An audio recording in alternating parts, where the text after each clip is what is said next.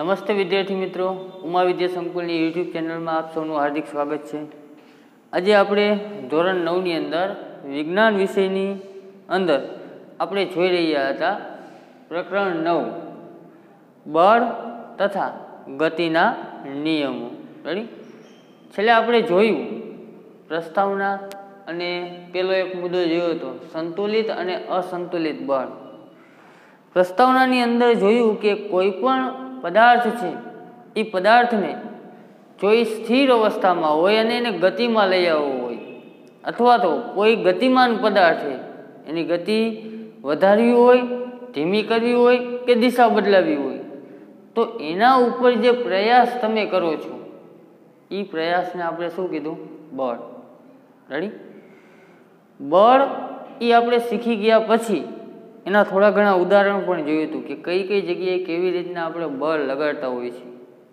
ધક્કો દેવાથી, ખેંચવાથી, ફટકારવાથી ઘણી બધી રીતે આપણે બળ લગાડતા હોઈએ છીએ કે કોઈ વસ્તુને દબાવવાથી પણ એનો આકાર બદલાવી શકાય, એ પણ એક પ્રકારનું બળ જ છે। રેડી? ત્યારબાદ આપણે જોયું તો મુદ્દા નંબર 9.1 સંતુલિત અને અસંતુલિત બળ, અને એની અંદર આપણે ચર્ચા કરી હતી કે સંતુલિત બળ એટલે શું અને અસંતુલિત બળ એટલે શું। સંતુલિત બળ એટલે એના માટે આપણે એક ઉદાહરણ પણ જોયું હતું કે લાકડાના ટેબલ ઉપર એક બ્લોકને ગોઠવી દો, આ બ્લોકની બંને બાજુ એક એક દોરી બાંધી દેવાની। આ બ્લોકને એક તરફ ખેંચો, દોરી એ તરફની દોરી હોય, આ બાજુ એ તરફની દોરી, આ બી તરફની। રેડી? એ તરફની દોરીને ખેંચો, એના ઉપર બળ લગાડો તો આ બ્લોક આ તરફ ખસવાનો છે। રેડી? બ્લોકને વળી પાછું અહીંયા રાખી દો। હવે બી નંબરની દોરીને ખેંચો અને એ બાજુની દોરીને અડવાનું નહીં તો બ્લોક આ તરફ ખસશે। રેડી? હવે બ્લોક વચ્ચે વળી પાછો રાખી દો।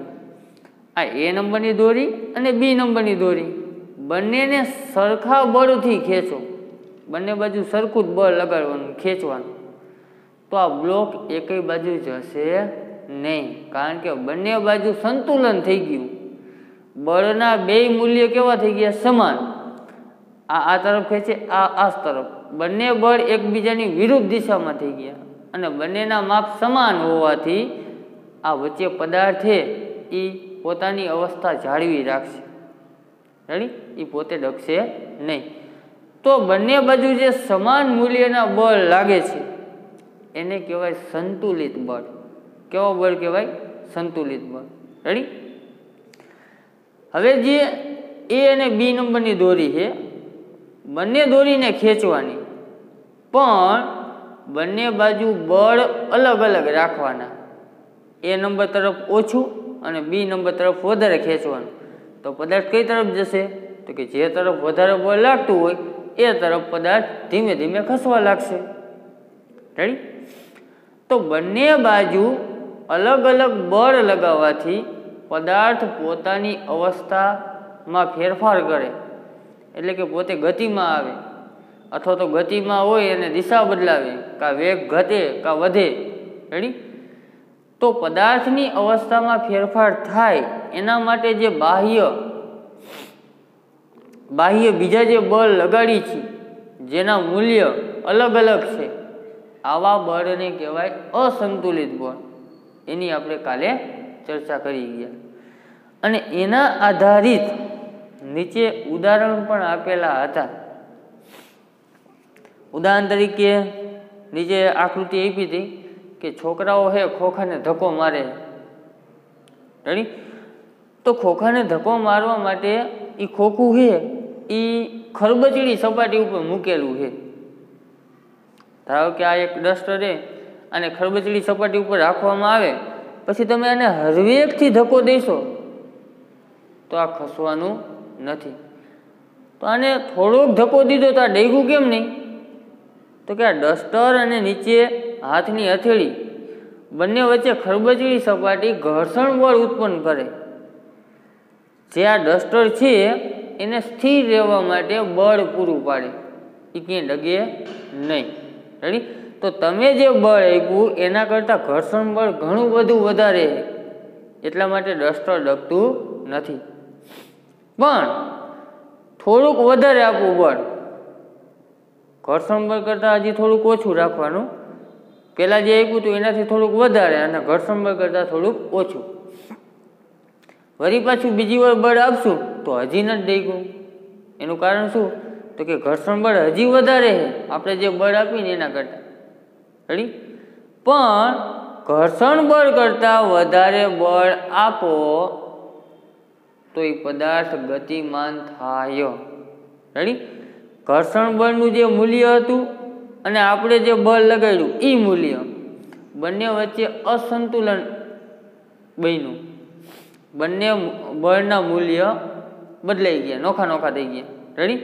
પહેલાં ડસ્ટર એટલા માટે નહોતું ડગતું કારણ કે ઘર્ષણ બળ અને આપણે આપેલું બળ જો બેયના મૂલ્ય સમાન હોય તો હમણાં જ આપણે શીખ્યા કે બે બળ સમાન હોય તો સંતુલન થઈ જાય, એટલે કે એને સંતુલિત બળ કહેવાય. અત્યારે ઘર્ષણ બળનું જેટલું મૂલ્ય હતું એના કરતાં આપણે જે ધક્કો લગાવી એ મૂલ્ય વધી ગયું તો અસંતુલન થયું. અસંતુલન થવાના કારણે પદાર્થ ગતિમાં આવ્યો. આ બળને કહેવાય અસંતુલિત બળ. તો છેલ્લે આપણે અસંતુલિત બળ સુધી આપણે જોયું હતું. હવે આપણે આગળનો ટોપિક ચલાવવાનો છે, મુદ્દા નંબર 9.2. ગતિનો પ્રથમ નિયમ. ગતિના અલગ અલગ ચેપ્ટરની અંદર 3 નિયમ આપણે સમજવાના છે. રેડી? એની અંદરથી સુધારેલા અભ્યાસક્રમમાં એક નિયમ કાઢી નાખેલ છે, પણ 2 નિયમ તો શીખશું જ અને ત્રીજો નિયમ પણ તમારે થોડોક જોઈ લેવાનો કે બરાબર છે કે નહીં. રેડી?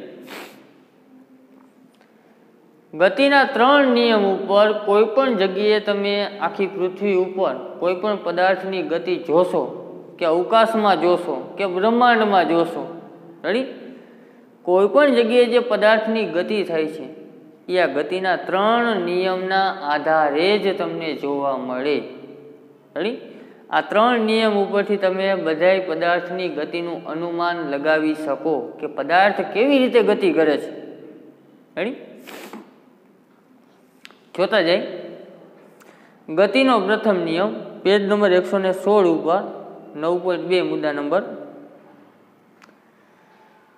વસ્તુઓની ઢોળાવ ધરાવતી સપાટી પર થતી ગતિના અવલોકન પરથી ગેલિલિયોએ તારણ કાઢ્યું કે જ્યાં સુધી કોઈ બાહ્ય બળ ન લાગે ત્યાં સુધી વસ્તુઓ અચળ ઝડપથી ગતિ કરે છે.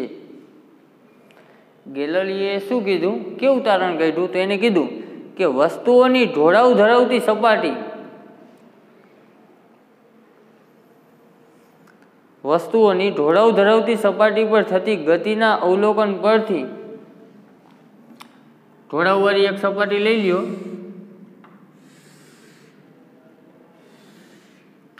અને આના ઉપર કોઈ પદાર્થની ગતિ કરાવો, એને નીચે સરકવા દો. આ ઢાળને અનંત રાખો, ઢાળ ક્યાંય પતે જ નહીં. રેડી? તો એના ઉપર થતી ગતિ એના અવલોકન પરથી ગેલિલિયોએ એવું કીધું કે એના ઉપર જ્યાં સુધી કોઈ બળ ન લાગે, બાહ્ય બળ, આના ઉપર કોઈ વચ્ચે ક્યાંય અવરોધ ન આવે તો અચળ ઝડપથી એ પોતાની ગતિ ચાલુ જ રાખશે. ને તમે પણ જાણો છો કે ઢાળ ઉપર જે કોઈ પણ વસ્તુ રડતી હોય, ઢાળ જ્યાં સુધી હોય ત્યાં સુધી રેડે જ રાખે, જો વચ્ચે કોઈ અવરોધ ન આવે તો. રેડી? ઢાળ ઓછો હોય અને વચ્ચે ખાડા આવતા હોય, પાણકા આવતા હોય તો પદાર્થ ઊભો રહી જાય. પણ લીસી સપાટી હોય અને પદાર્થને એના ઉપર રેડાવવામાં આવે તો એ પોતાની ઝડપ કાયમ માટે ચાલુ જ રાખે, ઢાળ જ્યાં સુધી પતે નહીં ત્યાં સુધી. તેમણે અવલોકન કર્યું કે જ્યારે લખોટી ઢોળાવવાળી સપાટી પર ગબડતી હોય ત્યારે તેનો વેગ વધી જાય છે. આકૃતિ 9.5 એની એ આકૃતિ જુઓ. લખોટીને તમે આ ઢાળ ઉપર રેડવો તો લખોટીનો વેગ વધી જાય એવું ગેલિલિયોએ નોંધ કરી, અવલોકન કર્યું કે ઢાળ ઉપર એને રેડવો ને ત્યારે લખોટીનો વેગ વધી જાય. હવે પછીના પ્રકરણમાં તમે ભણશો કે લખોટી અસંતુલિત ગુરુત્વીય બળને કારણે નીચે તરફ ગતિ કરે છે અને નીચે પહોંચતા સુધીમાં એક નિશ્ચિત વેગ પ્રાપ્ત કરે છે. આ આપણે નેક્સ્ટ ચેપ્ટરમાં જોશું. રેડી? કે લખોટી છે નીચે શા માટે ગતિ કરે છે? લખોટી નહીં, કોઈ પણ રડી શકે એવો, ગબડી શકે એવો પદાર્થ લ્યો અને ઢાળ ઉપર મૂકો તો એ નીચે જ ગતિ કરે. શા માટે કરે એનું આપણે જોશું આના પછીના લેક્ચરમાં. એના ઉપર ગુરુત્વીય પ્રવેગ લાગતો હોય, પૃથ્વી પોતાની તરફ નીચે ખેંચતી હોય, એટલે પદાર્થે તમે મૂકો તો ઉપર ન જાય પરંતુ નીચે જ આવે. રેડી?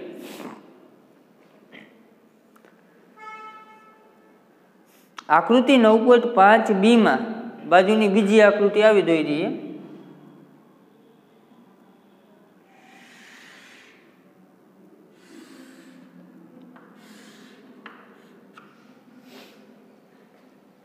એની અંદર લખોટી અહીંયા દર્શાવેલી છે,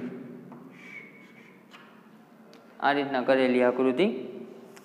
આકૃતિ 9.5b માં દર્શાવ્યા અનુસાર જ્યારે લખોટી ઉપર તરફ ગતિ કરે છે ત્યારે તેનો વેગ ઘટે છે. લખોટીને તમે નીચેથી ધક્કો દો, રેડી? અહીંથી આમ રેડિયોના મધ્ય ચડાવવું હોય આપણે લખોટીની ઢાળ ઉપર, તો ઉપર જતી હશે ત્યારે એનો વેગ ક્રમશઃ ઘટશે. લખોટી નીચે આવતી હશે ત્યારે એનો વેગ વધશે. રેડી? જ્યારે રડવાની શરૂઆત કરે ત્યારે થોડોક વેગ હોય, પણ વચ્ચે ધીમે ધીમે ગતિ કરતાં કરતાં એનો વેગ વધી જાય, અને ઢાળ ચડવાની શરૂઆત કરે ત્યારે એનો વેગ ઘટતો જાય છે. આકૃતિ 9.5c માં દર્શાવ્યા પ્રમાણે બંને બાજુથી ઘર્ષણ રહિત આદર્શ સમતલ ઢળતી સપાટી પર એક લખોટી સ્થિર છે. હવે ત્રીજી આકૃતિ જોવાની છે, 9.5 ની ત્રીજી આકૃતિ. અહીંયા તમને નીચે દોરીને સમજાવું. આકૃતિ કંઈક આવી આપેલી છે.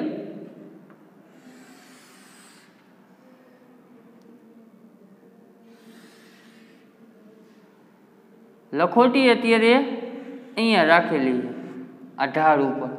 રેડી? અને એને નીચે ગબડાવી છે, નીચે જવા દેવી છે. કઈ રીતના શું થાય એ જોતા જાય. આપણને એવું કહીએ, ત્રીજી આકૃતિમાં દર્શાવ્યા પ્રમાણે બંને બાજુથી ઘર્ષણ રહિત આદર્શ સમતલ ઢળતી સપાટી પર એક લખોટી સ્થિર છે. બંને બાજુ ઘર્ષણ રહિત સપાટી રાખવાની છે. આ સપાટી અને આ સપાટી, એવી કલ્પના કરો કે બંને સપાટી ઉપર કાંઈ એટલે કાંઈ ઘર્ષણ છે નહીં. રેડી? દુનિયામાં એક વસ્તુ એવી નથી કે જેમાં ઘર્ષણ ન લાગતું હોય. ઘર્ષણ રહિત સપાટી આપણે શોધી શકાય નહીં. દરેકે દરેક વસ્તુમાં ઘર્ષણ લાગે છે. રેડી? જો ઘર્ષણ ન લાગે એવી કોઈ ધાતુ કે કોઈ એવો પ્રવાહી કંઈક મળી જાય તો આપણે જે આ બાઇક કે કોઈ પણ મશીન કે એમાં જે ઘર્ષણના કારણે ચકેડાની બધે તૂટી જાય છે, રેડી, એ બને નહીં. અને આપણે જે આ બાઇકમાં ને એમાં જે ટાયર ઘસાઈ જાય છે, રેડી, આપણે સ્પીડ વધારે નથી કરી શકતા, તો એ શેના કારણે સ્પીડ વધતી નથી? ટાયર શું કામ ઘસાઈ જાય? તો કે ઘર્ષણના કારણે.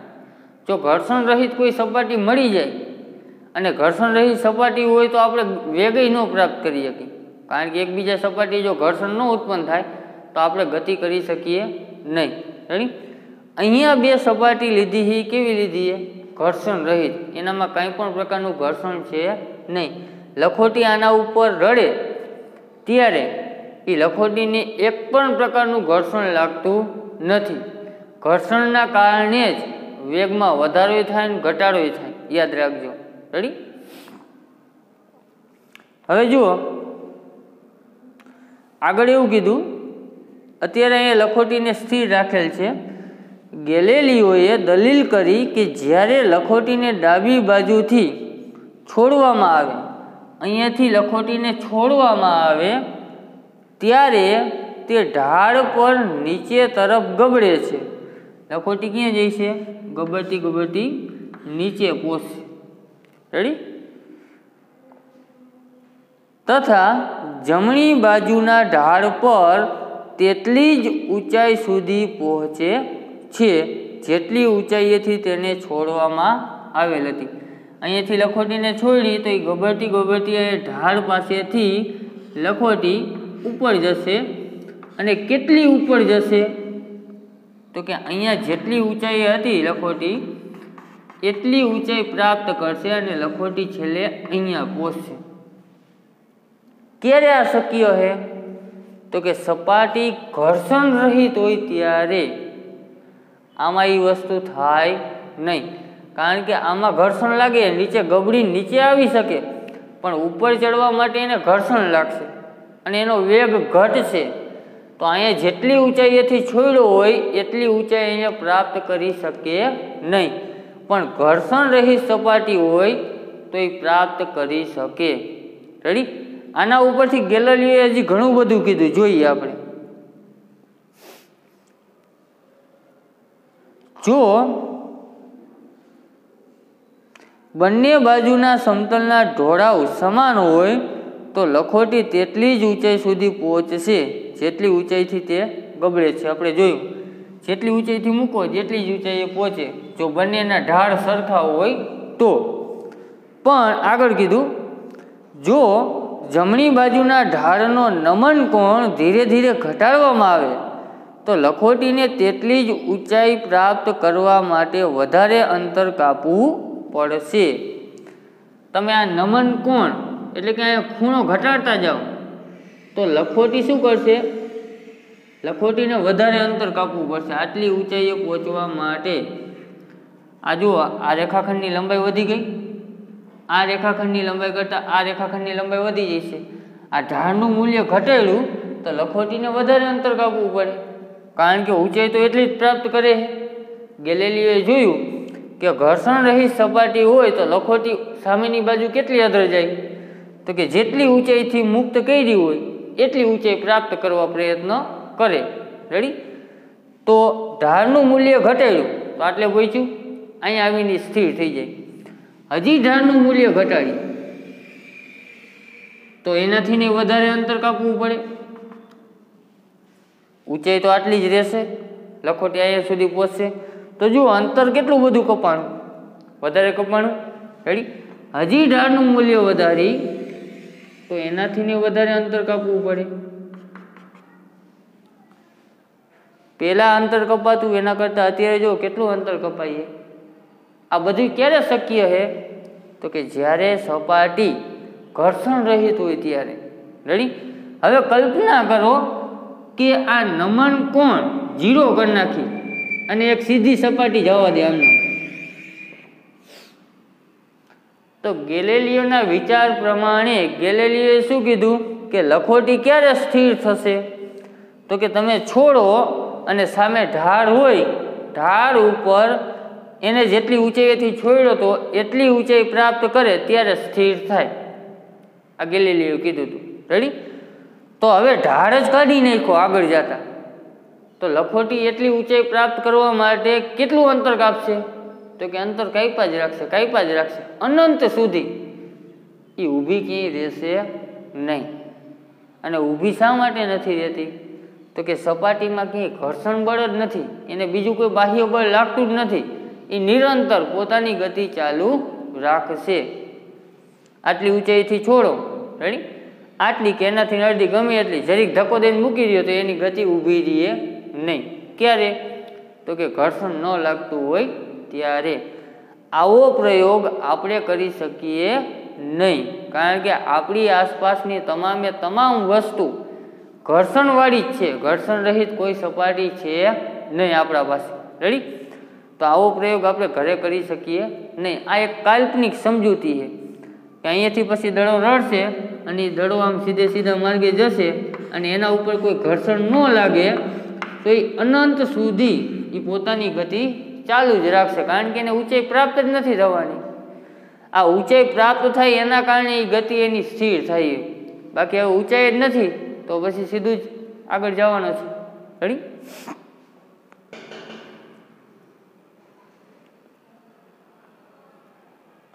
જો જમણી બાજુના ઢાળનો નમન કોણ ધીરે ધીરે ઘટાડવામાં આવે તો લખોટીને તેટલી જ ઊંચાઈ પ્રાપ્ત કરવા માટે વધારે અંતર કાપવું પડશે.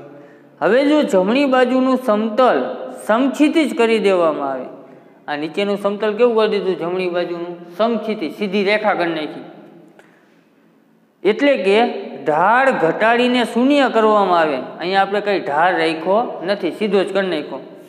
તો લખોટી મૂળ ઊંચાઈ પ્રાપ્ત કરવા માટે સમક્ષિતિજ સમતલ પર સતત ગતિ કરતી રહેશે, સતત ને સતત, કારણ કે એને ઊંચાઈ પ્રાપ્ત જ નથી થવાની. લખોટી ગોતતી હોય, ઊંચાઈ હવે પ્રાપ્ત થઈ જાય એટલે હું ઊભી રહી જાઉં, રેડી, એ ગોતતી ન હોય, પણ ઢાળના કારણે એ પછી સ્થિર થઈ જતી હોય. આ કિસ્સામાં લખોટી પર લાગતું અસંતુલિત ગતિ કરતી અસંતુલિત બળ શૂન્ય છે. લખોટીમાં ક્યાંય અસંતુલિત બળ એટલે કે બાહ્ય બળ કોઈ બીજા લાગતા નથી, જે નિર્દેશ કરે છે કે લખોટીની ગતિ બદલવા માટે અસંતુલિત બળ જરૂરી છે. લખોટીને ઊભી રાખવી હોય કે દિશા બદલાવી હોય તેના ઉપર બીજું બળ લગાડવું પડે, એ જરૂરી છે. પરંતુ લખોટીની અચળ ગતિ ચાલુ રાખવા માટે કોઈ પરિણામી બળની જરૂર પડતી નથી. એ લખોટી ગતિ કરે છે અને અનંત સુધી ગતિ ચાલુ રાખવા માટે બીજું કોઈ બળ આપવું પડતું નથી, કારણ કે એના ઉપર જે બાહ્ય બળ લાગતા હતા, ઘર્ષણ બળ, ગુરુત્વાકર્ષણ બળ, એ બધે નાબૂદ કરી દો તો એ પોતાની ગતિ અનંત સુધી ચાલુ જ રાખશે.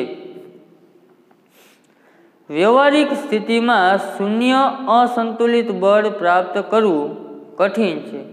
વ્યવહારમાં શૂન્ય અસંતુલિત બળ પ્રાપ્ત કરી ન શકાય. મેં કીધું ને કે ઘર્ષણ રહિત સપાટી આપણને મળે નહીં. આ પ્રયોગ એ ઘરે થઈ શકે નહીં.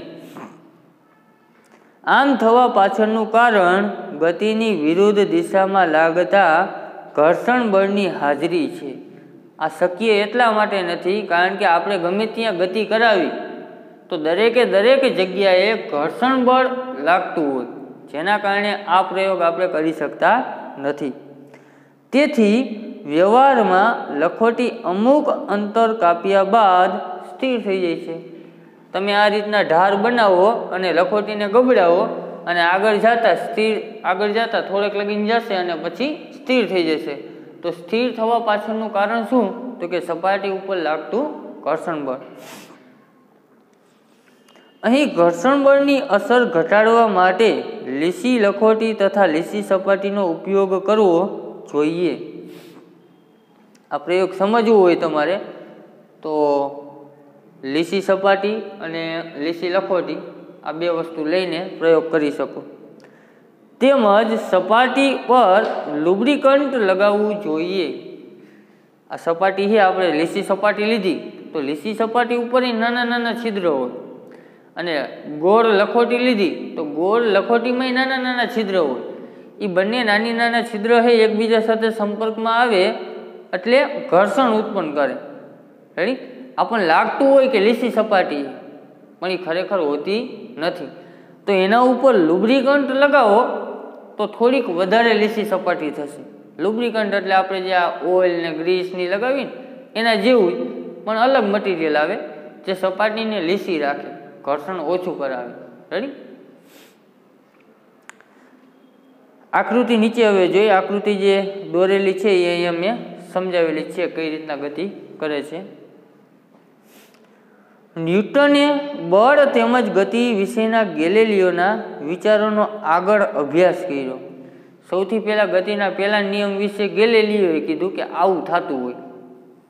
પછી ન્યૂટને એના ઉપર વધારે વિસ્તારથી અભ્યાસ કર્યો અને ગતિમાન પદાર્થની ગતિને સમજાવતા 3 મૂળભૂત નિયમ રજૂ કર્યા.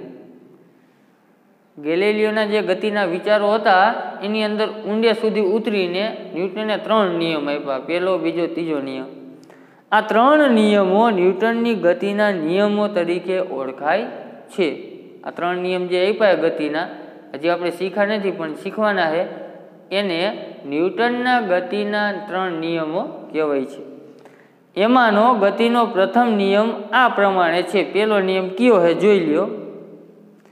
દરેક વસ્તુ પોતાની સ્થિર અવસ્થા કે સુરેખ પથ પર અચળ ગતિની અવસ્થા જાળવી રાખે છે જ્યાં સુધી તેના પર કોઈ બાહ્ય બળ વડે અવસ્થા બદલવાની ફરજ ન પડે. પેલો નિયમ એવું કહે છે, પદાર્થ પોતાની અવસ્થા જાળવી રાખે, પછી ઈ અવસ્થા સ્થિર અવસ્થા હોય તો ભલે અને ઈ અવસ્થા ગતિમાન અવસ્થા હોય તો ભલે. આ પેલો નિયમ. અને ક્યાં સુધી જાળવી રાખે? જ્યાં સુધી એના ઉપર કોઈ બાહ્ય બળ લગાડવામાં આવે નહીં ત્યાં સુધી. ઉદાહરણ તરીકે આ ડસ્ટરને આ રૂમની અંદર ક્યાંક વ્યવસ્થિત જગ્યાએ મૂકી દઉં, રેડી, અને 50 વર્ષ પછી હું આ રૂમ ઉઘાડું અને ડસ્ટરની અવસ્થા જોઉં કે ક્યાંય હલનચલન પામ્યો છે, ક્યાં આગળ પાછો થાય છે, તો કે છે ના. રેડી. કારણ શું? તો કે આ ગતિનો પહેલો નિયમ છે, જ્યાં સુધી એના ઉપર કોઈ બાહ્ય બળ નથી લાગતું ત્યાં સુધી પોતાની અવસ્થા બદલાવતો નથી. અહીંયા ડસ્ટર પડ્યું છે અને 5 મિનિટ આમનામ રાખવું, કલાક રાખવું, 2 કલાક રાખવું, આમનામ રહીશે.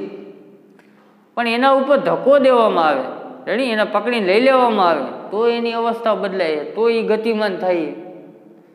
એટલે કે એના ઉપર જ્યાં સુધી બાહ્ય બળ ન લાગે ત્યાં સુધી પોતાની અવસ્થા બદલાવતો નથી. સ્થિર હોય તો સ્થિર રહીએ, ગતિ કરતો હોય તો ગતિમાન જ રહી. બાઇક હકવતા હોય, 40ની સ્પીડે લીવર બાંધી દો ને હકાવ્યા રાખો તો એ 40ની સ્પીડે જ ગતિ કરશે. પણ જો કૂતરું આડું પડે તો આપણે એના ઉપર બળ લગાડીએ, કેના ઉપર? બાઇક ઉપર. એટલે કે બાઇકમાં આપણે જે બ્રેક હોય એ બ્રેક દાબી, એ બ્રેક છે એ ગતિનું ઘર્ષણ કરશે. વ્હીલમાં ડટા છે એ વ્હીલ સાથે ઘર્ષણ અનુભવશે, જેના કારણે વેગ ઘટશે. તો એના ઉપર બાહ્ય બળ લાગ્યું બ્રેક દ્વારા, રેડી, એના કારણે એનો વેગ ઘટ્યો. અથવા તમારે ક્યાંક ટર્ન વળવું હોય તો એના કારણે તમારે બ્રેક મારવી જ પડે. એટલે પદાર્થ ઉપર જ્યાં સુધી બાહ્ય બળ ન લાગે ત્યાં સુધી તે સ્થિર હોય તો સ્થિર રહીએ, ગતિમાન હોય તો ગતિમાન રહીએ. બીજા શબ્દમાં દરેક વસ્તુ પોતાની ગતિની અવસ્થામાં થતા પરિવર્તનનો વિરોધ કરે છે. કોઈ પણ પદાર્થ, અહીંયા ડસ્ટર આમ પડ્યું છે તો એના ઉપર તમે બળ લગાડતા હોય ને તો ડસ્ટર એનો વિરોધ કરતું હોય, પોતાની અવસ્થા ન બદલાવા દેવા માટે.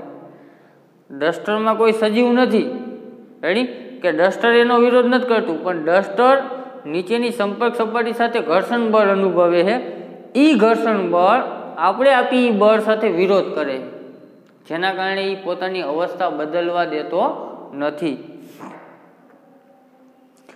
સમગ્રતયા કોઈ વસ્તુની સ્થિર અવસ્થામાં રહેવાની કે અચળ વેગથી ગતિમાં રહેવાની પ્રકૃતિને જડત્વ કહે છે.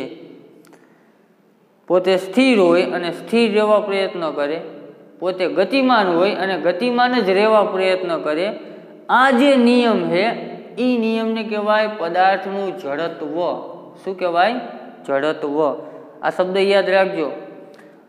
ન્યૂટનનો ગતિનો પહેલો નિયમ જડત્વ વિશે આપણને ખ્યાલ આપે છે. કેના વિશે?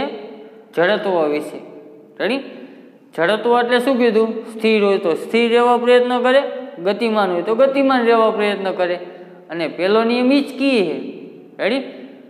તો સ્થિર હોય તો સ્થિર રહેવા પ્રયત્ન કરે, ગતિમાન હોય તો ગતિમાન રહેવા પ્રયત્ન કરે. એને આપણે જડત્વ કીધું.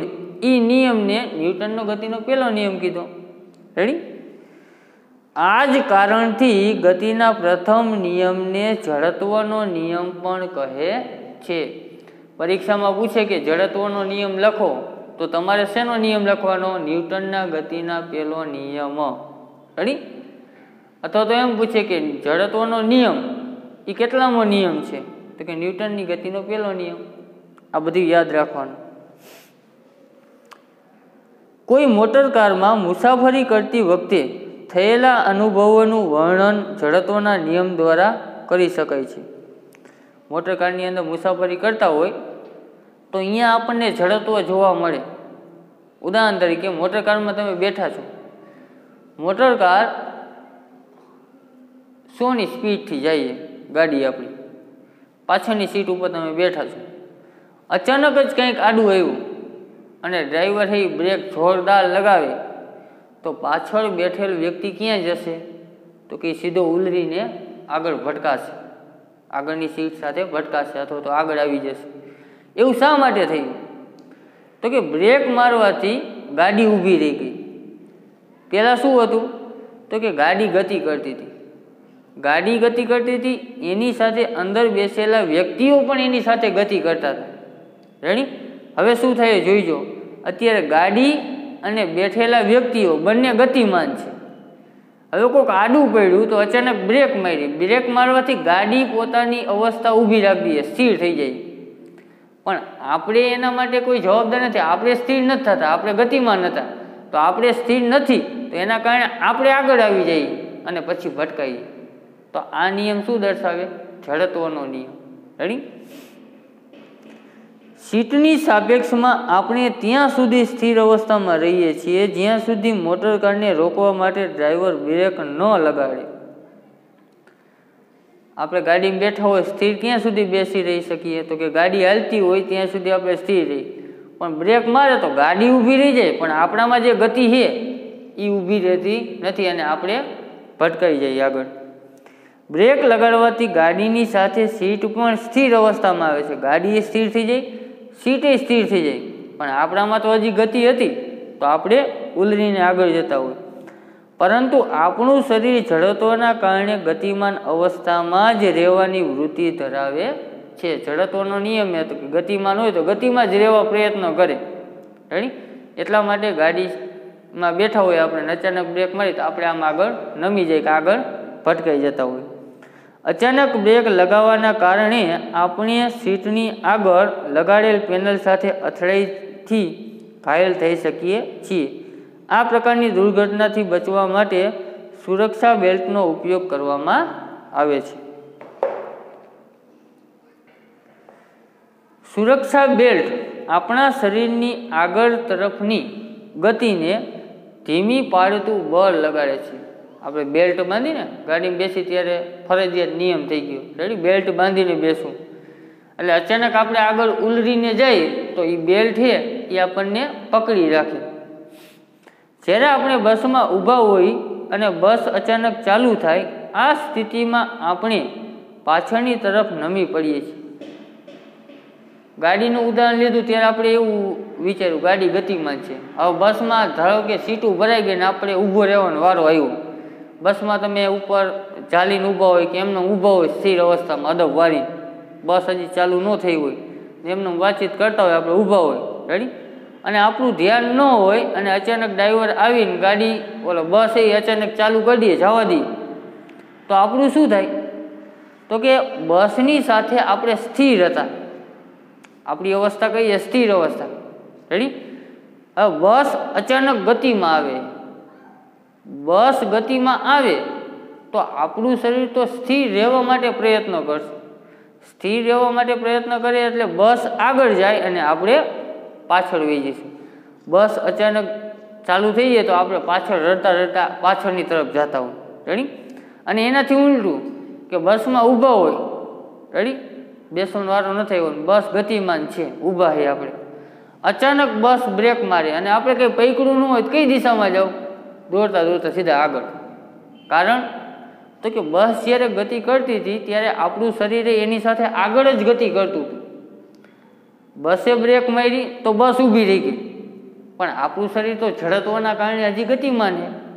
એના કારણે શું થયું?